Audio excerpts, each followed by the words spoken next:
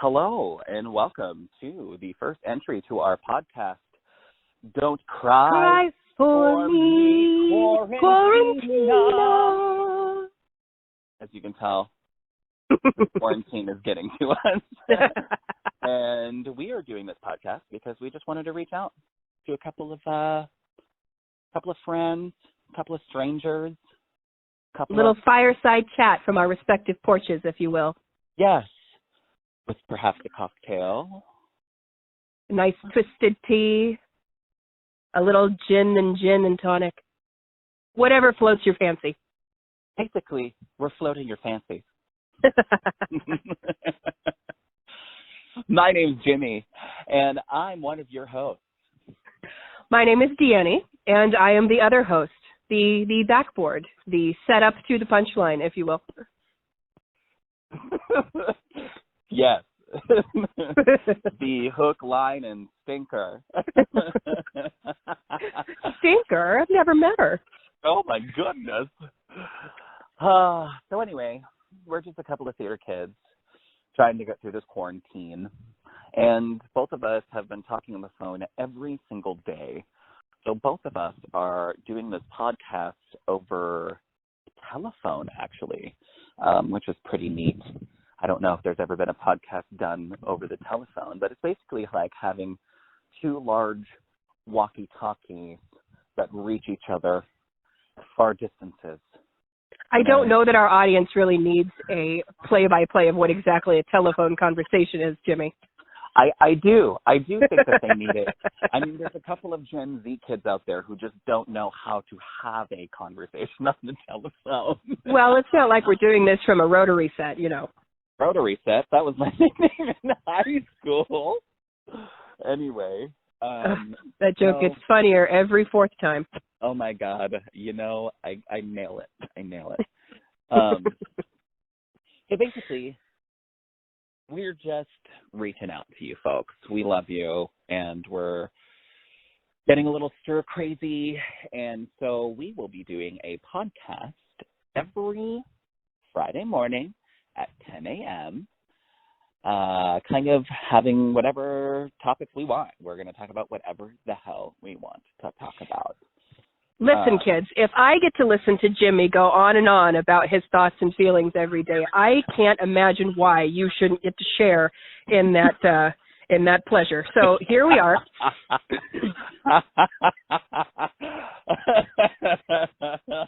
We're putting everyone through my privilege. No. Oh, dear. Yeah. But this is going to be a good time. It is going to be a good time. We're going to be covering a lot of topics. We've already discussed what kind of things we want to do for each episode. We figured it would be kind of nice to start your day out, you know. Listen to a couple of theater kids have existential crises over the World Wide Web. Yes, what two queer Irish kids have in common during a quarantine? We're going to find out over these next months. They both want everybody to know what they're thinking. Look, I can't afford a therapist on this current financial climate. So guess what? Y'all are going to be my therapist, and I appreciate you deeply. Yes, thank you. We'll send you our bill. Right. We'll record the hours for you. Essentially, we're hoping this reaches you all in the safety of your home, and you are practicing social distancing and all of the recommended things. We would like to come out of this with as many of our audience members as possible. So as we're doing this, bear in mind that we are advocating for social distancing, including in the theater, which has been a bit of a hardship. I mean, absolutely. You can't compare tomatoes to avocados, really, and a lot of our nurses and doctors and essential workers are out there fighting the good fight to make sure everybody stays safe and healthy. So unfortunately, Jimmy and I have few of those essential talents. So this is what we're going to be doing. Yes, I mean, we hope you enjoy. As a drag queen, as an actor, as a bartender, I take it as my responsibility to entertain the people who are always putting themselves in the front lines for everyone else, the people who are in the real world, the people who are fighting the good fight, the people who are doing everything that they can do just to, live their best lives. And as the person who wakes up every day hoping to take people out of that reality for a second and helping them jump back into their reality with a smile on their face or a better head on their shoulders or a different way to look at it, is hard for me. I don't know about you, but hard for me as a performer to not have that platform right now to be doing that for the people that I love and care about, which is humanity. Right. Thank you, Miss America. Thank you for that. Yeah. She's style. She's great. She's full of shit. No. April 3rd. So all you need is a light jacket. Yeah. 100. But I don't know, that's why I'm creating this outlet for us, and I want to give other people some inspiration to create outlets for other people, whether it be a podcast or a YouTube channel or, some sort of DIY recipe online, something that can really get people feeling like they're connected to one another. Because I know, even though I'm cooped up with, 3 to 4 or 5, occasionally we get visitors, the most lovely people I know in the world, but you can only have the same conversation over and over again about COVID-19 and, your anxieties and your fears, and you kind of have to step outside of that. There's a reason why we leave our homes, and not being able to do that has been, I don't know, hard for me. It's been difficult. I mean, right now what I should be doing is getting ready for the show that I was slated to direct this season at our local theater, and we were cut off by Governor Inslee's request, which was given with a great deal of thought and concern for the people of our county and state. Sure. But as it is, I really miss being around my theater people, and I feel a bit useless not being able to do the one thing I'm good at doing. So here we are. I mean, I had taken a break myself as a performer, but I haven't been missing out on too much of it because I've been bartending downtown every day. So, even though I haven't been creating characters and haven't been like Chardonnay or anything like that, I've been able to just be myself and have a great time with that. So I'm actually really missing that outlet where I feel like myself every day, and I feel like I can make people happy by talking to them, about their lives. There are people that I talk to every single day or once a week, or random people that I've never met in my life,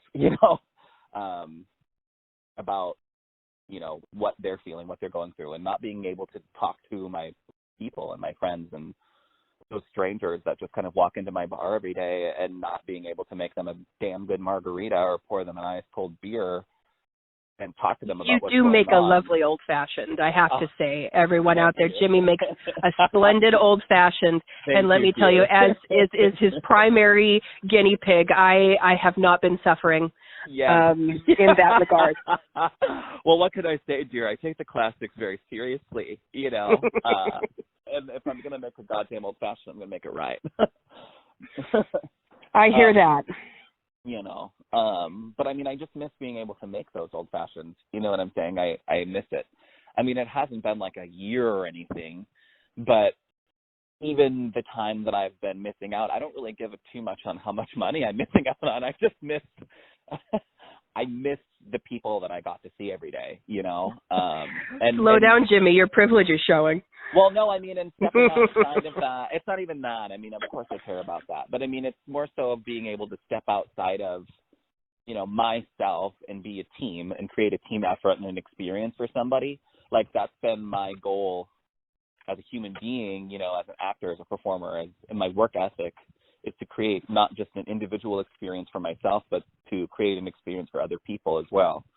And so I'm constantly putting myself in situations like that, whether it be performing, bartending, anything like that.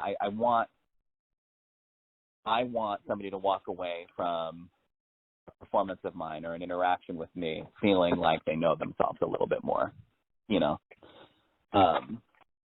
Well, and that's important. I mean, I'm stepping away from my day job and my my theater livelihood, and the thing that I'm missing is being able to tell the stories that people need to hear to get away from, like you said, their current daily realities of fear and apprehension and just mind-numbing boredom.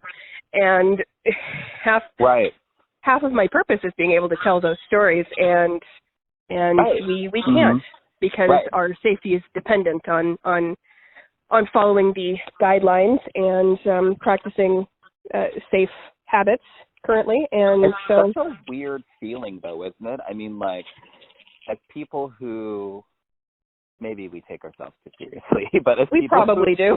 as people who take it seriously, to know that it is in the Maslow hierarchy of needs to have a higher self-esteem, right? So, like, you know, as people who perform, you know, and create realities for other people, or false realities or fantasies or whatever you want to call it, and giving them that jump, you know, that sort of shock, that sort of, I mean, because I know when I watch a movie, I know when I read a book, I know when I go to a show, whether it be a theater show or a rock show or whatever, like, I leave that feeling like I know something a little bit about the world, a little bit more. You know? And about yourself. I mean, every show and every story has a reflection somewhere on your own psyche, and that's why those are important.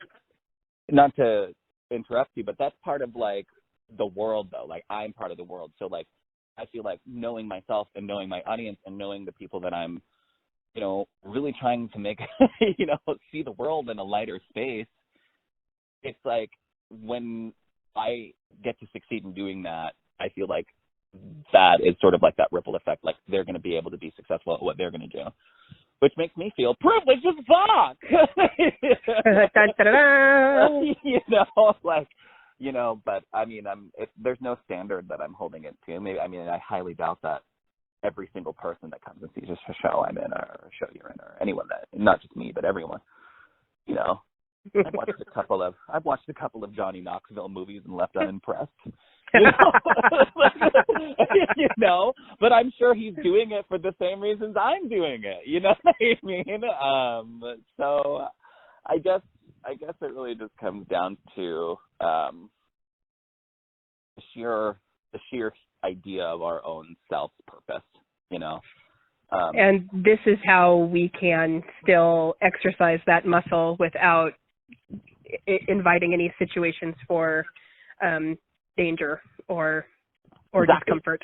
I mean, we've been talking about doing a podcast, and we were going to do one this year. We've been putting one in plans for a minute, but it's just that we are both pretty busy. We have day jobs. We have, you know, well, you have a lot of theater stuff going on. I personally don't, but I work a lot. Busy season. You know, wine culture is pretty busy season. Is this upcoming spring, which I'm normally super busy for weddings and outsource stuff like that as a bartender. But now I'm pretty much, you know, slowed the hell fuck down trying to figure out what the hell I'm going to do with my time. So now that we're being able to kind of take a step back, and I feel like we're kind of adjusting into this sort of normalcy of being quarantined, I can finally get my thoughts into place and really get a podcast going. And I guess this is a good little stretch before we start getting pretty serious about the real thing. You know, this is just a little precursor to what 2020 really had in store for the Deannie and Jimmy show.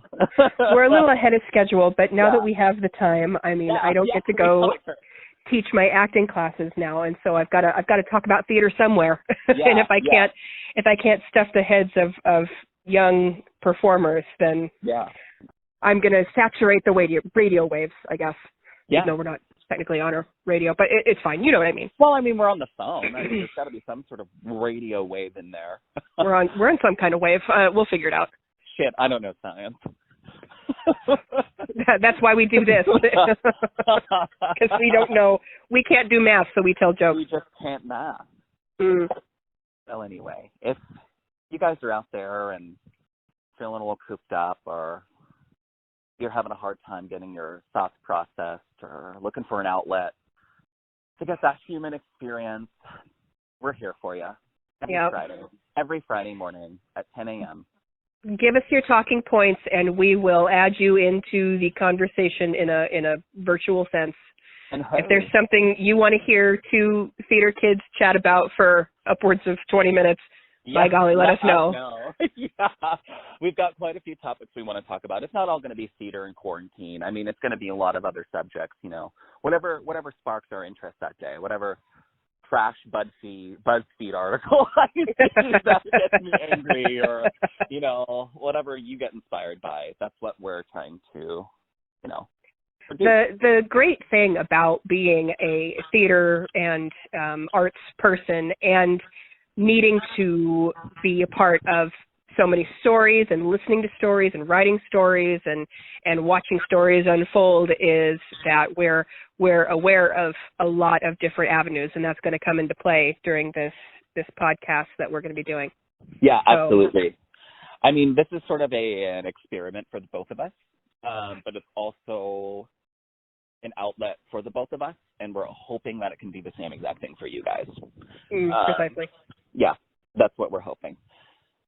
So, and as somebody who cannot stand dead air at all, believe me, the minutes will be full. We will fill that dead air like Donald Trump is filling your Twitter feed with bullshit, baby. We will fill that dead air, girl. Squeeze the donut. It's going to be fine. It's gonna be fun. It's gonna be a really good time. So tune in every week to listen to us, theater queers, natter on and on about stuff you may or may not know or like, and dispense all of our thoughts or feelings onto the internet because, you know, what else is there to do? Well, peace out, Girl Scouts. We hope to see you next week, or actually this week is our first official podcast. This is just a little taste. It's going to be about an hour to an hour and a half show, depending on content and depending on if we have guests. We might have more than one guest. We've been talking to a few people, so it's going to be a good time. Am I right, girl? It's going to be so much fun, you guys, and a nice little respite from staring at the ceiling and imagining what it would be like if it suddenly fell onto your head. Maybe I'm just speaking from my own experience, but it's going to be a good time, and we're here for you, and we miss you very, very much. Yes, we do. We all miss you. We miss you so much. I miss the Marcy's table. I miss meeting people in Walmart in your pajamas that you just didn't expect to see, you know, with broccoli in your teeth and perhaps smelling like tequila. And an eye patch for some reason. Yes. But anyway, thanks, you guys. We love you. And stay safe, stay healthy. You know, take it seriously. Don't minimalize this. This is real. It's affecting just about every single person in the world. So we hope you don't feel alone out there. We can only control our actions. We can't control the choices of other people. So we hope this finds you with a solid head on your shoulders and a need for some levity along with all of the care that you're currently taking. Amen, sis. And on that note, we love you. We'll see you on Friday. Say bye, Deannie. Bye, Deannie. Bye.